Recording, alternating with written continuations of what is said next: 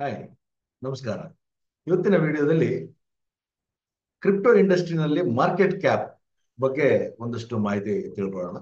Market cap ಅಂದ್ರೆ ಏನು? Basically market cap ಅಂತ ಅಂದ್ರೆ it is a capital of the organisation. ಆ ರೀತಿ ಬರುತ್ತೆ. ಈಗ ಸಾಮಾನ್ಯವಾಗಿ ತುಂಬಾ ಜನಗಳಿಗೆ ಕನ್ಫ್ಯೂಷನ್ ಇದೆ ಮಾರ್ಕೆಟ್ ಕ್ಯಾಪ್ ಮೇಲೆ. ಏನು ಕನ್ಫ್ಯೂಷನ್ ಅಂದ್ರೆ, ಫಸ್ಟ್ ಆಫ್ ಆಲ್ ಅವ್ರಿಗೆ ಕ್ರಿಪ್ಟೋ ಕರೆನ್ಸಿ ಅಂದ್ರೆ ಏನು ಅಂತ ಗೊತ್ತಿರೋಲ್ಲ. ಕ್ರಿಪ್ಟೋ ಕರೆನ್ಸಿ ಬಂದು ಯಾವುದೇ ಒಂದು ಒಡೆತನದಲ್ಲಿ ಇರುವುದಿಲ್ಲ, ಅಂದ್ರೆ ಓನರ್ಶಿಪ್ ಅಲ್ಲಿ ಇರುವುದಿಲ್ಲ. ಹಾಗೆ ಅದಕ್ಕೆ ಯಾವುದೇ ಒಂದು ಆರ್ಗನೈಸೇಷನ್ ಬ್ಯಾಕ್ ಗ್ರೌಂಡ್ ಇರುವುದಿಲ್ಲ. ಕ್ರಿಪ್ಟೋ ಕರೆನ್ಸಿಗೆ ಯಾರೇ ಇಂಡಿವಿಜುವಲ್ ಅದನ್ನ ಕ್ರಿಯೇಟ್ ಮಾಡ್ಬೋದು, ಮಾರ್ಕೆಟ್ ಮಾಡ್ಬೋದು. ಸೊ ಆ ಟೈಮ್ನಲ್ಲಿ ಏನಾಗುತ್ತೆ, ಇವತ್ತೊಂದು ಹೊಸ ಕ್ರಿಪ್ಟೋ ಕರೆನ್ಸಿನ ಹುಟ್ಟು ಹಾಕಿದ್ರೆ ಅದಕ್ಕೊಂದು ವ್ಯಾಲ್ಯೂ ಸೆಟ್ ಮಾಡಿದ್ರೆ, number of tokens actually minted are mined with value, ಅದ್ರ ಮೇಲೆ ಮಾರ್ಕೆಟ್ ಕ್ಯಾಪ್ ಡಿಸೈಡ್ ಆಗುತ್ತೆ. ಬೇಸ್ಡ್ ಆನ್ ದಟ್ ಎಲ್ಲಿ ಲೀಸ್ಟ್ ಮಾಡ್ತೀವಿ ಅಲ್ಲಿ ಮಾರ್ಕೆಟ್ ಕ್ಯಾಪ್ ನ ಡಿಸ್ಪ್ಲೇ ಮಾಡೋದು. ಆ ರೀತಿ ಇದು ತುಂಬಾ ಜನಗಳಿಗೆ ಗೊತ್ತಿಲ್ಲ. ಮಾರ್ಕೆಟ್ ಕ್ಯಾಪ್ ಅಂದ್ರೆ, ಈಗ ಉದಾಹರಣೆಗೆ ಆಪಲ್ ಇರ್ಬೋದು, ರಿಲಯನ್ಸ್ ಇರ್ಬೋದು, ಟಾಟಾ ಮೋಟಾರ್ಸ್ ಇರ್ಬೋದು, ಇವ್ರದೆಲ್ಲ ಮಾರ್ಕೆಟ್ ಕ್ಯಾಪ್ ಏನ್ ಬರುತ್ತೆ ಅಂದ್ರೆ, ವ್ಯಾಲ್ಯೂ ಆಫ್ ದ ಶೇರ್, ಏನು ಒಂದು ಶೇರ್ ಮಾರುಕಟ್ಟೆಗೆ ಬಿಟ್ಟಿರ್ತಾರೆ, ಆ ಶೇರ್ನ ಬೆಲೆ ಮತ್ತೆ ನಂಬರ್ ಆಫ್ ಶೇರ್ ಒಂದು ಮಾರ್ಕೆಟ್ ವ್ಯಾಲ್ಯೂ ಆಗುತ್ತೆ. ಅದು ಮಾರ್ಕೆಟ್ ಕ್ಯಾಪ್ ಅಂತ ಹೇಳ್ತಾರೆ. ಸೊ ಅಲ್ಲಿಗೂ ಇಲ್ಲಿಗೂ ಅಜಗಜಾಂತರ ಡಿಫ್ರೆನ್ಸ್ ಇದೆ. ಏನು ಅಂದ್ರೆ, ಅಲ್ಲಿ ಮಾರ್ಕೆಟ್ ಕ್ಯಾಪ್ ಬದಲಾವಣೆ ನಿಧಾನವಾಗಿ ಆಗತ್ತೆ. ಅಂದ್ರೆ ನಿಮ್ಗೆ ಆಲ್ರೆಡಿ ಗೊತ್ತಿರೋ ಹಾಗೆ ಅದು ಫಿಯಟ್ ಕರೆನ್ಸಿ ಆಧಾರಿತವಾಗಿರುತ್ತೆ. ಸೊ ಇವತ್ತು ಇದ್ದಂತ ಮಾರ್ಕೆಟ್ ಕ್ಯಾಪ್ ನಾಳೆ ಅಥವಾ ನೆಕ್ಸ್ಟ್ ವೀಕ್ ಅಥವಾ ನೆಕ್ಸ್ಟ್ ಮಂತ್ ಬದಲಾಗುತ್ತೆ, based on the value of the share. Increase ಆಗೋದು ಕಡಿಮೆ ಆಗೋದು, ನಿಮ್ಗೆ ಶೇರ್ ಇನ್ಕ್ರೀಸ್ ಆಗೋದು ಕಡಿಮೆ ಆಗೋದು ಗೊತ್ತಿದೆ. ಹೇಗಿದ್ರು ಹೆಚ್ಚು ಜನ ಬೈ ಮಾಡಕ್ ಶುರು ಮಾಡಿದ್ರೆ ಡಿಮಾಂಡ್ ಜಾಸ್ತಿ ಆಯ್ತು ಅಂದ್ರೆ ಶೇರ್ ವ್ಯಾಲ್ಯೂ ಜಾಸ್ತಿ ಆಗುತ್ತೆ. ಹಾಗೆ ಎಲ್ಲರೂ ಮಾರ್ಲಿಕ್ಕೆ ಶುರು ಮಾಡಿ ಡಿಮಾಂಡ್ ಕಡಿಮೆ ಆಯ್ತು ಅಂದ್ರೂ ಕೂಡ ಶೇರ್ ವ್ಯಾಲ್ಯೂ ಬಿದ್ದೋಗುತ್ತೆ. ಹಾಗೇನೆ ಕಂಪ್ನಿ ರೆಪ್ಯುಟೇಷನ್ ಏನಾದ್ರೂ ಹಾಳಾಯ್ತು ಅಂದ್ರೂ ಕೂಡ ಶೇರ್ ವ್ಯಾಲ್ಯೂ ಬಿದ್ದೋಗುತ್ತೆ. ಕಡೆ ಪಕ್ಷ ಕಂಪ್ನಿನಲ್ಲಿ ಏನಾದ್ರೂ ಒಂದು ದೊಡ್ಡ ಫ್ರಾಡ್ಯುಲೆಂಟ್ ಏನಾದ್ರೂ ಆಯ್ತು, ಕಂಪ್ನಿನಲ್ಲಿ ಸಿಇಒ ಏನಾದ್ರೂ ಅರೆಸ್ಟ್ ಆಗ್ತಾರೆ ಅಥವಾ ಏನಾದ್ರೂ ಒಂದು ವ್ಯತ್ಯಾಸ ಆಗುತ್ತೆ ಅಂದ್ರೂ ಕೂಡ ವ್ಯಾಲ್ಯೂ ಬಿದ್ದೋಗ್ತದೆ. ನೀವು ತುಂಬಾ ಕಂಪ್ನಿಗಳನ್ನ ನೋಡಿದೀರಾ, ನಾನು ಉದಾಹರಣೆ ಕೂಡ ಅವಶ್ಯಕತೆ ಇಲ್ಲ. ಇವತ್ತು ಯಾವುದೋ ಒಂದು ಹೊಸ ನ್ಯೂ ಪ್ರಾಡಕ್ಟ್ ಒಂದು ಹೊಸ ಕಂಪ್ನಿ ಲಾಂಚ್ ಮಾಡ್ತಾ ಇದೆ ಅಂದ್ರೂ ಕೂಡ ಶೇರ್ ಮಾರ್ಕೆಟ್ ಇನ್ಕ್ರೀಸ್ ಆಗಿಬಿಡುತ್ತೆ. ಸೊ ಯಾವಾಗ ಶೇರ್ ಮಾರ್ಕೆಟ್ ಅಲ್ಲಿ value of the share increase ಆಗುತ್ತೆ, ಅವಾಗ ಮಾರ್ಕೆಟ್ ಕ್ಯಾಪ್ ಕೂಡ ಇನ್ಕ್ರೀಸ್ ಆಗುತ್ತೆ, ಡಿಕ್ರೀಸ್ ಆಗುತ್ತೆ. ಆದ್ರೆ ಕ್ರಿಪ್ಟೋ ಕರೆನ್ಸಿನಲ್ಲಿ ಹಾಗಲ್ಲ. ಕ್ರಿಪ್ಟೋ ಕರೆನ್ಸಿನಲ್ಲಿ ಎವ್ರಿ ಮಿಲಿ ಸೆಕೆಂಡ್ ಅಂದ್ರೆ ಈಗ ಅಂದ್ರೆ ಈಗ ಈಗ ಅಂದ್ರೆ ಈಗ this moment, the moment the price changes. ಹಾಗೆ ಮಾರ್ಕೆಟ್ ಕ್ಯಾಪ್ ಕೂಡ ಆಯಾ ಮೊಮೆಂಟ್ ಅಲ್ಲಿ ಚೇಂಜ್ ಆಗ್ತಾ ಹೋಗುತ್ತೆ. ನೀವು ಅದನ್ನ ನೋಡ್ಬೇಕು ಅಂದ್ರೆ, ಈಗ ಬಿಟ್ಕಾಯಿನ್ ಇರ್ಬೋದು, ಎಥಿರಿಯಂ ಇರ್ಬೋದು, ಫೈನಾನ್ಸ್ ಇರ್ಬೋದು, ಟಾಪ್ ಕ್ರಿಪ್ಟೋ ಕರೆನ್ಸಿಗಳನ್ನ ನೀವು ಏನಾದ್ರೂ ಚೆಕ್ ಮಾಡಿದ್ರೆ ಮಾರ್ಕೆಟ್ ಕ್ಯಾಪ್ ನ ಎವ್ರಿ ಸೆಕೆಂಡ್ ಅಲ್ಲಿ ಮಾರ್ಕೆಟ್ ಕ್ಯಾಪ್ ಚೇಂಜ್ ಆಗ್ತಿರುತ್ತೆ. ಹಾಗಂದ್ ಮಾತ್ರಕ್ಕೆ ಕಂಪನಿಯ ವ್ಯಾಲ್ಯೂಯೇಷನ್ ಮಾರ್ಕೆಟ್ ಕ್ಯಾಪ್ ಮೇಲೆ ಮಾಡ್ಬೋದು. ಸುಳ್ಳು. ಅದು ಕಂಪ್ನಿ ಆಗ್ಲಿ ಕ್ರಿಪ್ಟೋ ಕರೆನ್ಸಿ ಆಗ್ಲಿ, ಮಾರ್ಕೆಟ್ ಕ್ಯಾಪ್ ಒಂದು ಇನ್ವೆಸ್ಟರ್ ಎಮೋಷನ್ಸ್ಗೋಸ್ಕರ ಅಂತ ರೆಡಿ ಆಗುವಂಥದ್ದು. Based on the transactions and the based on the trading ಮೇಲೆನೆ ಅದು ಡಿಸೈಡ್ ಆಗುವಂಥದ್ದು. ಹಾಗೆ ವ್ಯಾಲ್ಯೂಯೇಷನ್ ಅನ್ನ ಸೆಟ್ ಮಾಡ್ತಾರೆ. IPO ಮಾಡಿದಾಗ ವ್ಯಾಲ್ಯೂಯೇಷನ್ ಸೆಟ್ ಮಾಡಿ ಕಂಪ್ನಿಗಳ ಇಷ್ಟು ಶೇರ್ ನ ಬಿಡುಗಡೆ ಮಾಡಬಹುದು. ಅದಕ್ಕೆ ಒಂದು ಬೇಸ್ ವ್ಯಾಲ್ಯೂ ಇಡಬಹುದು. ಆ ಬೇಸ್ ವ್ಯಾಲ್ಯೂ ಮೇಲೆ ಇಷ್ಟು ಕೋಟಿ ಶೇರ್ ನ ಮಾರ್ಕೆಟ್ಗೆ ಬಿಡ್ತಾ ಇದೆ ಒಂದು ಕಂಪನಿ ಅಂತೇಳಿ, ಅದನ್ನ ಜನ ಕೊಂಡ್ಕೊಳಕ್ಕೆ ಶುರು ಮಾಡಿದ್ಮೇಲೆ, ಅಷ್ಟು ಶೇರು ಮಾರ್ಕೆಟ್ ಅಲ್ಲಿ ಎಲ್ಲರೂ ಕೊಂಡ್ಕೊಂಡಿರಲ್ಲ. ಇನ್ಫ್ಯಾಕ್ಟ್ ಅದನ್ನ ಅಲರ್ಟ್ ಮಾಡುತ್ತೆ. ಬೇಸ್ಡ್ ಆನ್ ದ ಪೀಪಲ್ ಬಿಡ್ ಫಾರ್, ಅದನ್ನ ಅಲರ್ಟ್ ಮಾಡುತ್ತೆ, ಇಷ್ಟು ಜನಕ್ಕೆ ಇಷ್ಟು ಶೇರ್ಸ್ ಅಂತೇಳಿ. ಅದಾದ್ಮೇಲೆ ಉಳಿದ ಶೇರ್ಸ್ ಕಂಪ್ನಿನಲ್ಲೇ ಇರುತ್ತೆ. ಸೊ ಅದಂತ ಎಲ್ಲಾ ಶೇರ್ಸ್ ಮಾರ್ಕೆಟ್ನಲ್ಲಿ ಇದೆ ಅಂತಲ್ಲ ಮಾರ್ಕೆಟ್ ಕ್ಯಾಪ್ ಅಂದ್ರೆ. ಸೊ ಅದೇ ರೀತಿ ಇಲ್ಲೂ ಕೂಡ ಕ್ರಿಪ್ಟೋ ಇಂಡಸ್ಟ್ರಿನಲ್ಲೂ ಕೂಡ ಮಾರ್ಕೆಟ್ ಕ್ಯಾಪ್ ಯಾವತ್ತು ಟೋಕನ್ ಜನರೇಟ್ ಆಗುತ್ತೆ, ಟೋಕನ್ ಜನರೇಟ್ ಆಗಿ ಅದು ಯಾವತ್ತು ಅದಕ್ಕೆ ಒಂದು ಲಿಕ್ವಿಡಿಟಿನ ಸೆಟ್ ಮಾಡಿ ಒಂದು ವ್ಯಾಲ್ಯೂಯೇಷನ್ ಸೆಟ್ ಮಾಡ್ತಾರೆ based on the number of token generated. And ಹಾಗೇನೆ ಅದರಲ್ಲಿ ವ್ಯಾಲ್ಯೂ ಏನಿರುತ್ತೆ ಅದ್ರ ಮೇಲೆ ಮಾರ್ಕೆಟ್ ಕ್ಯಾಪ್ ಡಿಸೈಡ್ ಆಗುತ್ತೆ. ಮಾರ್ಕೆಟ್ ಕ್ಯಾಪ್ಗೂ ಒಂದು ಟೋಕನ್ಗೂ ಅಥವಾ ಒಂದು ಕಂಪನಿಗೂ ಮೆಷರ್ ಮಾಡೋ ಟೂಲ್ ಅಲ್ಲ, ಆದ್ರೆ possibility of the growth expectation for the moment. Say for example, ಒಂದು ಟೋಕನ್ ಮಾರ್ಕೆಟ್ ಕ್ಯಾಪ್ ಇವತ್ತು 1 ಟ್ರಿಲಿಯನ್ ಇದೆ ಅಂತ ಇಟ್ಕೊಳ್ಳೋಣ.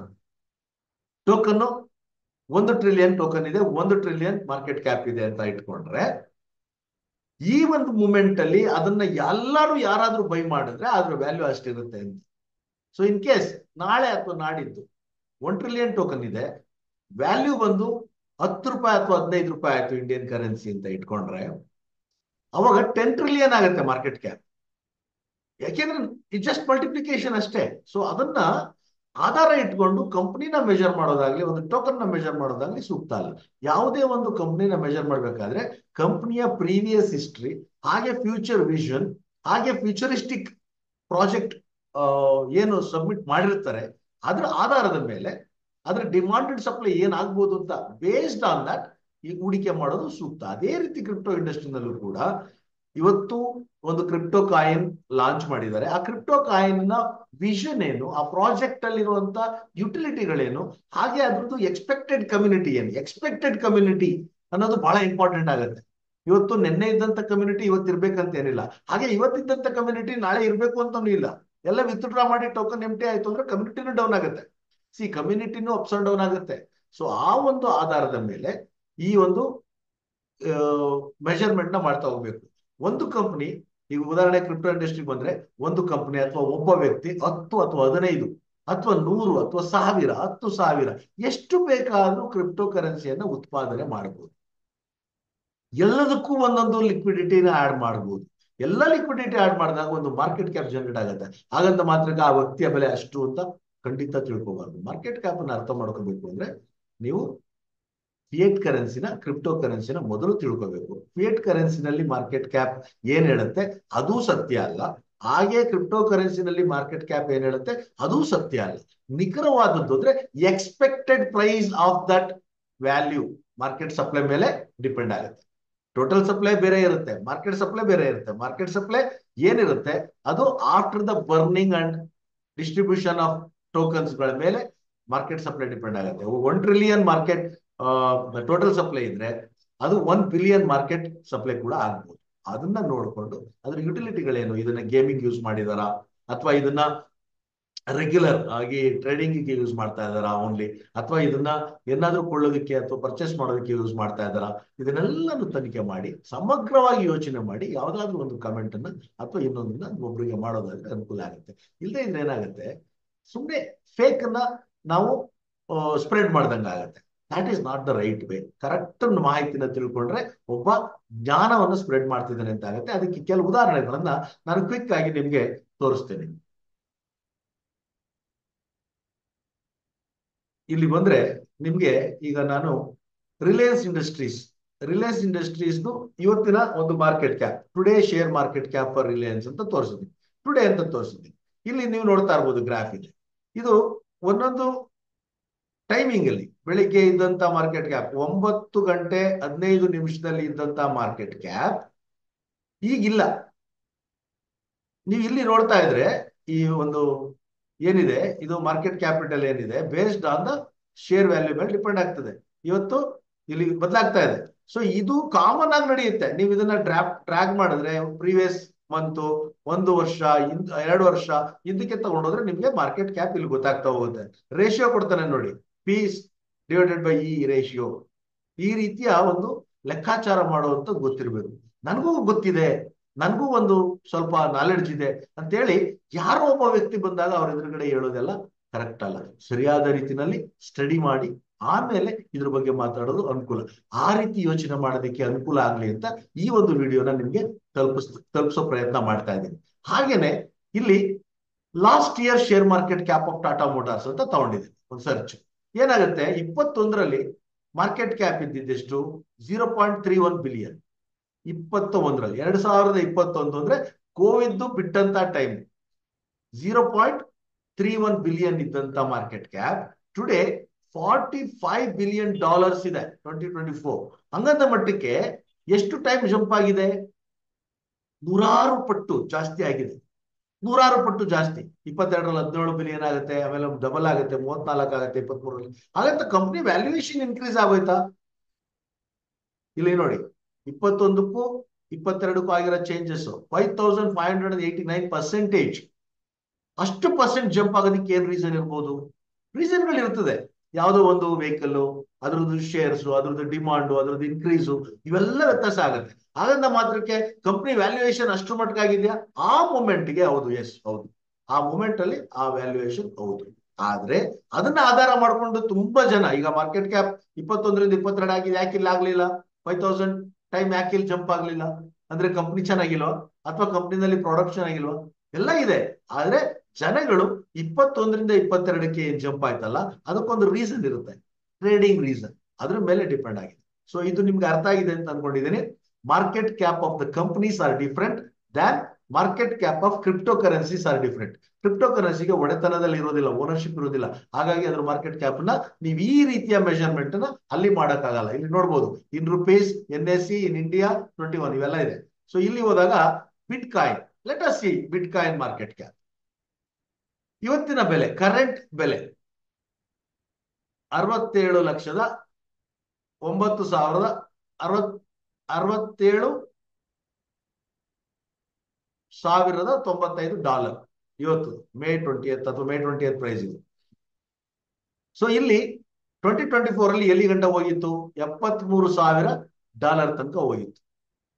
ಕಡಿಮೆ ಎಷ್ಟಾಗಿತ್ತು? 39,000 ಆಗಿತ್ತು 2024 ಅಲ್ಲಿ. The least was this, highest was this. ಅದೇ 2008ರಲ್ಲಿ ಲಾಂಚ್ ಆಗಿದ್ದು ಬಿಟ್ ಕಾಯಿನ್ ನಿಮ್ಗೆಲ್ಲರಿಗೂ ಗೊತ್ತಿರುವಂತದ್ದು 2008 ಮತ್ತೆ 2009ರಲ್ಲಿ ಲಾಂಚ್ ಆಗಿದ್ದು. 2008ರಲ್ಲಿ ನೋ ವ್ಯಾಲ್ಯೂ ಅಟ್ ಆಲ್, ಏನು ಬೆಲೆ ಇಲ್ಲ ಅದಕ್ಕೆ. 2009ರಲ್ಲಿ ಎಷ್ಟು ಬೆಲೆ ನೋಡೋಣ. ಈಗ ನಿಮ್ಗೆ ಅದು ಕ್ಯೂರಿಯಾಸಿಟಿ ಉಳ್ಕೊಳ್ಳೋದು ಬೇಡ. ಡಾಲರ್ನ ರೂಪಾಯಿಗೆ ಕನ್ವರ್ಟ್ ಮಾಡೋಣ. USD ಎಲ್ಲ ನಿಮ್ಗೆ everything is possible in the internet. Check ಮಾಡ್ಕೋಬಹುದು.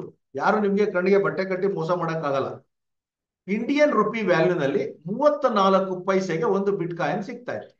34 ಪೈಸೆಗೆ ಒಂದು ಬಿಟ್ ಕಾಯಿನ್ ಸಿಗ್ತಾ ಇತ್ತು. ಅದೇ 2010ರಲ್ಲಿ ನಿಮ್ಗೆ ಎಷ್ಟು ಆಗಿತ್ತು? 33 ರೂಪಾಯಿ ಆಗಿತ್ತು. ಅಂದ್ರೆ ಇಲ್ಲಿ ಅರ್ಥ ಮಾಡ್ಕೊಳ್ಳೋದು ಬಹಳ ಇಂಪಾರ್ಟೆಂಟ್. ನಿಮ್ಗೆ ನಂಬರ್ ಆಫ್ ಟೋಕನ್ಸ್ ಮತ್ತೆ value of the token market cap ಆಗಿ ನಿರ್ಣಯ ಆಗುತ್ತೆ ಅಂತ ನಾನು ಹೇಳಿದೆ. ಈ ಬಿಟ್ ಕಾಯಿನ್ ಬೆಲೆನೂ ಕೂಡ ನೋಡಿ. ಇಲ್ಲಿ 1000 ಗಡಿ ದಾಟದ ಯಾವಾಗ? 5 ವರ್ಷಗಳ ನಂತರ. ಬಿಟ್ ಕಾಯಿನ್ ಅನ್ನ ಬೆಲೆ 5 ವರ್ಷಗಳ ನಂತರ $1,000 ದಾಟುತ್ತೆ. $1,000 ಅಂದ್ರೆ ಎಷ್ಟಾಯ್ತು? 1,00,000 ಹತ್ತತ್ರ ಬಂತು. 97,000 ಯಾವಾಗ? ಇವತ್ತಿನ ಬೆಲೆ. ಅದೇ ಡಾಲರ್ ಬೆಲೆ ಎಷ್ಟಿತ್ತು ನೋಡೋಣ. ಈಗ ಇದು ಓಕೆ, ಇಂಡಿಯನ್ ರುಪೀಸ್ ಇವತ್ತಿನ ಬೆಲೆ. ಅವತ್ತಿನ ಡಾಲರ್ ಬೆಲೆ ಎಷ್ಟಿತ್ತು? ಅವತ್ತು ಕೂಡ ಗಣನೆಗೆ ತಗೋಬೇಕು. $1,163 ಆಗಿತ್ತು ಅವತ್ತು. ಅಂದ್ರೆ ಲೋಯೆಸ್ಟ್ ಎಷ್ಟಿತ್ತು? $13. ವೇರಿಯಬಲ್ ನೋಡಿ, $13, $97,000. ನಿಮ್ಗೆ ಆಶ್ಚರ್ಯ ಆಗ್ಬೋದು. 1,000 ರೂಪಾಯಿಗೂ 90,000ಕ್ಕೂ ಡಿಫ್ರೆನ್ಸೇ ಇಲ್ಲ ಇಲ್ಲಿ. ಅಷ್ಟು ಆ ವರ್ಷದಲ್ಲಿ 2013ರಲ್ಲಿ 1000ದಿಂದ ಅಷ್ಟು ವ್ಯತ್ಯಾಸ ಆಗಿದೆ. 2017ರಲ್ಲಿ ಒಂದು ಸಲ ಜಂಪ್ ತಗೊಳುತ್ತೆ. ಯಾವಾಗ? 2017ರಲ್ಲಿ ಜಂಪ್ ತಗೊಂಡ್ರು. ಎಷ್ಟರಿಂದ ಎಷ್ಟು? 700ರಿಂದ 19,000. $19,000 ಅಂದ್ರೆ ಎಷ್ಟಾಯ್ತು? ಹತ್ತತ್ರ 16 ಲಕ್ಷ ರೂಪಾಯಿ ಆಯ್ತು. ಸೊ ಈ ಒಂದು ಬೆಲೆನ ಆಧಾರ ಇಟ್ಕೊಂಡು ಪ್ರತಿಯೊಬ್ರು ಕೂಡ 71ರಲ್ಲಿ ಎಷ್ಟಾಯ್ತು? 71ರಲ್ಲಿ ಎಷ್ಟು ಹೋಗಿತ್ತು? 21ರಲ್ಲಿ ಎಷ್ಟು ಹೋಗಿತ್ತು? 21 ಆದ್ಮೇಲೆ 22, 23 ಲೋಯೆಸ್ಟೇ ಇದೆ. ಆಮೇಲೆ 73 ಆಯ್ತು. 2021ರಲ್ಲಿ ತುಂಬಾ ಎಷ್ಟು ಹೋಗಿತ್ತು? ಕಂಪ್ಯಾರಿಟಿವ್ಲಿ ನಾವು ಈಗ ನೋಡೋದಾದ್ರೆ 57 ಲಕ್ಷ ಆಗಿತ್ತು. ಎಲ್ಲಿಂದ? 29,000ದಿಂದ 68,000. ಈ ಒಂದು ಡಿಫ್ರೆನ್ಸ್ ಏನಿದೆ 2023ರಲ್ಲಿ ಬೀಳುತ್ತೆ ನೋಡಿ ಇಲ್ಲಿ. ಸೊ ಕ್ರಿಪ್ಟೋ ಇಂಡಸ್ಟ್ರಿನಲ್ಲೂ ಕೂಡ ಇದೇ ರೀತಿಯ ಫ್ಲಕ್ಚುಯೇಷನ್ ಆಗುತ್ತೆ. ಹಾಗೇನೆ ನೀವು ಕರೆಂಟ್ ಮಾರ್ಕೆಟ್ ವ್ಯಾಲ್ಯೂ ಏನಿದೆ, ಮಾರ್ಕೆಟ್ ಕ್ಯಾಪ್, ಇವತ್ತಿನ ಮಾರ್ಕೆಟ್ ಕ್ಯಾಪ್ 250 ಬಿಲಿಯನ್ ಇದೆ. ಹಾಗೇನೆ ಎಕ್ಸ್ಪೆಕ್ಟೆಡ್ ನೋಡಿ ಇಲ್ಲಿ ಅದ್ಭುತವಾಗಿರುವಂತ ವಿಷಯ. ನೀವು ವಾಟ್ ವಾಸ್ ದ ವ್ಯಾಲ್ಯೂ ಇನ್ 2020 ಬೇರೆ, ಹಾಗೆ ನೆಕ್ಸ್ಟ್ ಫ್ಯೂಚರ್ ಅಲ್ಲಿ ಏನಾಗ್ಬೋದು 2024 ಅಲ್ಲಿ 7.5 ಟ್ರಿಲಿಯನ್. ಅಂದ್ರೆ ಲೆಕ್ಕಕ್ಕೆ ಸಿಗ್ತಾ ಇಲ್ಲ ನಿಮ್ಗಿದು. ಅಷ್ಟ್ರ ಮಟ್ಟಿಗೆ ಬೆಳೆಯುತ್ತೆ. 2030ರಲ್ಲಿ $100 ಇನ್ವೆಸ್ಟ್ಮೆಂಟ್ ನೀವು ಮಾಡಿದ್ರೆ almost you will be getting $5,000 ಅಂತ ಹೇಳ್ತಾನೆ. 2030ಕ್ಕೆ 95% ಇನ್ಕ್ರೀಸ್ ಆಗಿದೆ. ಸೊ 7.5 ಟ್ರಿಲಿಯನ್ ಅಂದ್ರೆ ಲಕ್ಷ ಕೋಟಿ. ಸೊ ಅಷ್ಟು ಮಾರ್ಕೆಟ್ ಕ್ಯಾಪ್ 2025ಕ್ಕೆ ಆಗುತ್ತೆ. ಅಂದ್ರೆ ನೆಕ್ಸ್ಟ್ ಇಯರ್ ಅಷ್ಟ್ರಲ್ಲಿ ಆಗುತ್ತೆ ಅಂತ ಹೇಳ್ತಾ ಇದ್ದಾರೆ. ಈ ಒಂದು ಪ್ರಿಡಿಕ್ಷನ್ ಅನ್ನು ಯಾರು ಮಾಡ್ತಾರೆ? ಈ ಪ್ರಿಡಿಕ್ಷನ್ ಅನ್ನ ಮಾಡುವಂತವ್ರು ಸಮಗ್ರವಾದ ಮಾಹಿತಿನ ಸಂಪೂರ್ಣವಾಗಿ ತಿಳ್ಕೊಂಡಿರೋರು, ಅದರದ್ದು ಆಯಾ ವ್ಯಯಗಳು ಆಗು ಹೋಗುಗಳನ್ನ ತಿಳ್ಕೊಂಡಿರುವಂತವ್ರು ಅದನ್ನು ಮಾಡ್ತಾರೆ. ಈಗ ರೀಸೆಂಟ್ ಆಗಿ ಆಲ್ವಿಂಗ್ ಆಯ್ತು. ಆಲ್ವಿಂಗ್ ಆದ್ಮೇಲೆ, ಬಿಟ್ಕಾಯಿನ್ ಆಲ್ವಿಂಗ್ ಆದ್ಮೇಲೆ ಜನಗಳು ಅದನ್ನ ಈಗ ನಿಮ್ಗೆ ಕ್ರಿಪ್ಟೋ ಇಂಡಸ್ಟ್ರಿನಲ್ಲಿ ಆಗ್ತಾ ಇರೋ ಒಂದು ಬದಲಾವಣೆಗಳಲ್ಲಿ ಅದ್ರ ಯುಟಿಲಿಟಿ ಹೆಂಗಾಗ್ತಿದೆ, ಯಾವ ಕಂಟ್ರಿಗಳು ಅದನ್ನ ಅಡಾಪ್ಟ್ ಮಾಡ್ಕೊಂಡಿದ್ದಾವೆ, ಇದನ್ನೆಲ್ಲ ಆಧಾರ ಮಾಡ್ಕೊಂಡು ಮಾಡ್ತಾ ಹೋಗ್ತಾರೆ. ಹಾಗಾಗಿ ಯಾವುದೇ ಕಾರಣಕ್ಕೂ ಯಾರು ಕೂಡ ಕನ್ಫ್ಯೂಷನ್ ಸ್ಟೇಟ್ಗೆ ಹೋಗ್ಬೇಡಿ. ಸಂಪೂರ್ಣ ಮಾಹಿತಿನ ಕಲಿಯೋದಕ್ಕೆ ಸಾಕಷ್ಟು ಇನ್ಫಾರ್ಮೇಶನ್ ನಿಮಗೆ ಯೂಟ್ಯೂಬ್ ನಲ್ಲಿ ಸಿಗುತ್ತೆ. ಹಾಗೆ ಕೆಲವೊಂದು ಎಕ್ಸ್ಪರ್ಟ್ಸ್ಗಳು ಒಪಿನಿಯನ್ಗಳು ಸಿಗುತ್ತೆ. ನಾನು ಹೇಳೋದೇ 100% ಸರಿ ಅಂತಲ್ಲ, ನೀವು ಈಗ ಗೂಗಲ್ ಹೇಳೋದೆಲ್ಲ ಸರಿ ಅಂತಲ್ಲ. ತುಂಬಾ ಜನ ಎಕ್ಸ್ಪರ್ಟ್ಸ್ಗಳು ಇದರಿಂದ ರಿಸರ್ಚ್ ಮಾಡ್ತಾ ಇದ್ದಾರೆ. ಬೇಸ್ಡ್ ಆನ್ ದ ರಿಸರ್ಚ್ ನಿಮ್ಗೆ ಒಂದು ಒಪಿನಿಯನ್ ಕೊಡ್ತಾರೆ. ಅದನ್ನ ಆಧಾರ ಇಟ್ಕೊಂಡು ದಯವಿಟ್ಟು ನೀವು ಮಾರ್ಕೆಟ್ ಕ್ಯಾಪ್ ಅಂದ್ರೆ ಏನು ಅಂತ ತಿಳ್ಕೊಳ್ಳಿ. ಲಾಸ್ಟ್ ಒಂದು ವರ್ಡ್ ಅನ್ನ ಹೇಳಕ್ ಇಷ್ಟಪಡ್ತೀನಿ. ಈಗ ಎಸ್ ಅಂತ ಕೂತ್ಕೊಂಡು, ನಾನೊಬ್ಬ ಟೆಕ್ನಿಕಲ್ ಪರ್ಸನ್ ಆಗಿರೋದ್ರಿಂದ ಈಗಲೇ ನಾನು ಒಂದು ಕ್ರಿಪ್ಟೋ ಕರೆನ್ಸಿನ ಜನರೇಟ್ ಮಾಡೋದ್ರೆ 5 ರಿಂದ 10 ನಿಮಿಷದಲ್ಲಿ ಒಂದು ಕ್ರಿಪ್ಟೋ ಕರೆನ್ಸಿ ಜನರೇಟ್ ಆಗುತ್ತೆ. ನೆಕ್ಸ್ಟ್ ನನ್ನ ಬಳಿ ಏನಾದ್ರೂ ಒಂದು 5,000 ರಿಂದ 50,000 ರೂಪಾಯಿ ಹಣ ಇದೆ ಅಂತ ಅಂದ್ಕೊಂಡ್ರೆ, ಅದಕ್ಕೆ BTCನೋ ಲಿಕ್ವಿಡಿಟಿಗೆ USDTನೋ ಅಥವಾ ಬಿಟ್ಕಾಯಿನ್ ಅನ್ನು ತಗೊಂಡು ಅದೇ ಒಂದು ಕ್ರಿಪ್ಟೋ ಕರೆನ್ಸಿನ ನಾನು ಒಂದು ಪ್ಯಾನ್ಕೇಕ್ ಸ್ವ್ಯಾಪ್ ಅಲ್ಲೋ ಅಥವಾ ಎನಿ ಸ್ವ್ಯಾಪ್ ಅಲ್ಲೋ ಅಥವಾ ಇನ್ಯಾವುದಾದ್ರೂ ಒಂದು ಡಿಸೆಂಟ್ರಲೈಸ್ ಎಕ್ಸ್ಚೇಂಜ್ ಅಲ್ಲಿ ನಾನು ಅದಕ್ಕೆ ಲಿಕ್ವಿಡಿಟಿನ ಸೆಟ್ ಮಾಡಿ ಹಾಗೆ ಒಂದು ಕಡೆ ಲಿಸ್ಟಿಂಗ್ ಆಗ್ತದೆ. ನೆಕ್ಸ್ಟ್ 10-15 ಮಿನಿಟ್ಸ್ ಅಲ್ಲಿ ಒಂದು crypto currency with liquidity with market cap ಬರುತ್ತೆ. ತುಂಬಾ ಬ್ರಹ್ಮವಿದ್ಯೆ ಏನಲ್ಲ. ಆದರೆ ಈ ಕ್ರಿಪ್ಟೋ ಕರೆನ್ಸಿನ ಯುಟಿಲಿಟಿಗಳನ್ನ ಮಾಡೋದಕ್ಕೆ, ಈ ಕ್ರಿಪ್ಟೋ ಕರೆನ್ಸಿಗೆ ಕಮ್ಯುನಿಟಿನ ಕ್ರಿಯೇಟ್ ಮಾಡೋದಕ್ಕೆ, ಈ ಕ್ರಿಪ್ಟೋ ಕರೆನ್ಸಿಗೆ ಒಂದು ಬಳಕೆ ಮಾಡೋದಕ್ಕೆ ಒಂದು ವ್ಯವಸ್ಥೆನ ನಿರ್ಮಾಣ ಮಾಡೋದಕ್ಕೆ ಅದರದ್ದೇ ಆದಂತ ಖರ್ಚು, ವೆಚ್ಚ, ಸಮಯ ಅಷ್ಟು ಬೇಕಾಗ್ತದೆ. 2008ರಲ್ಲಿ ಶುರುವಾದಂತ ಬಿಟ್ಕಾಯಿನ್ 1,000 ಗಡಿ ದಾಟ್ಲಿಕ್ಕೆ 2013 ತನಕ ತಗೊಂಡಿದೆ. ಅಂದ್ರೆ ಪಾಪ್ಯುಲರ್ ಟೋಕನ್ ಅಂತ ಏನಿದೆ ಇವತ್ತು ಬಿಟ್ಕಾಯಿನ್, ಅದಕ್ಕೆ 5 ವರ್ಷ ಸಮಯ ಬೇಕಾಗಿದೆ. 2008ರಲ್ಲಿ IT industry was booming up. ತುಂಬಾ ಎತ್ತರಕ್ಕೆ ಬೆಳೀತಾ ಇದ್ದಂತ ಒಂದು ಕಾನ್ಸೆಪ್ಟ್ IT ಇಂಡಸ್ಟ್ರಿ. 2008ರಲ್ಲಿ IT ಇಂಡಸ್ಟ್ರಿ ಇಂಡಿಯಾದಲ್ಲಿ, ಎಸ್ಪೆಷಲಿ ಕರ್ನಾಟಕದಲ್ಲಿ ಬೆಂಗಳೂರು ಮತ್ತೆ ಆಂಧ್ರದಲ್ಲಿ ಹೈದರಾಬಾದ್ ಜಾಗದಲ್ಲಿ ಅತಿ ಹೆಚ್ಚು ಎತ್ತರಕ್ಕೆ ಬೆಳೆದಂತ ಒಂದು ಇಂಡಸ್ಟ್ರಿ 2008ರಲ್ಲಿ. ಆ ರಿಸೆಷನ್ ಕಳೆದ ನಂತರ, ರಿಸೆಷನ್ ಇತ್ತು 2008ರಲ್ಲಿ, ರಿಸೆಷನ್ ಜಂಪ್ ಆದ ತಕ್ಷಣ ಅಂತ ಮೂಮೆಂಟ್ ಅಲ್ಲೂ ಕೂಡ ಬಿಟ್ಕಾಯಿನ್ ಒಂದು digital currency it took 5 years, ಅಂದ್ರೆ 2013 ತನಕ ಟೈಮ್ ತಗೊಂಡಿದೆ. ಸೊ ಹಾಗಿದ್ಮೇಲೆ ಸ್ನೇಹಿತರೆ ಯೋಚನೆ ಮಾಡಿ, ಯಾವುದೇ ಒಂದು ಕ್ರಿಪ್ಟೋ ಕರೆನ್ಸಿ ಹೂಡಿಕೆ ಖಂಡಿತವಾಗಿ ರಿಸಲ್ಟ್ ಕೊಡುತ್ತೆ. ಲಾಂಗ್ ಟರ್ಮ್ ಅಲ್ಲಿ ನೀವು ಅದ್ರ ಮೇಲೆ ಹೂಡಿಕೆ ಮಾಡಿ, ಅದನ್ನ ಅರ್ಥ ಮಾಡಿಕೊಂಡು ಅದ್ರ ಹಿಂದೆ ಕೆಲಸ ಮಾಡಿ.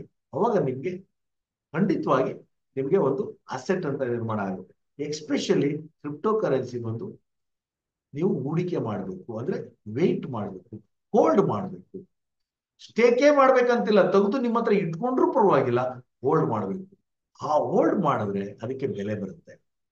ಕಡಿಮೆ ಬೆಲೆ ಇದ್ದಾಗ ಕೊಂಡ್ಕೋಬೇಕು, ಜಾಸ್ತಿ ಬೆಲೆ ಇದ್ದಾಗ ಮಾರಾಟ ಮಾಡಬೇಕು. 24/7 ಟ್ರೇಡಿಂಗ್ ಆಗೋದು ಕ್ರಿಪ್ಟೋ ಇಂಡಸ್ಟ್ರಿ.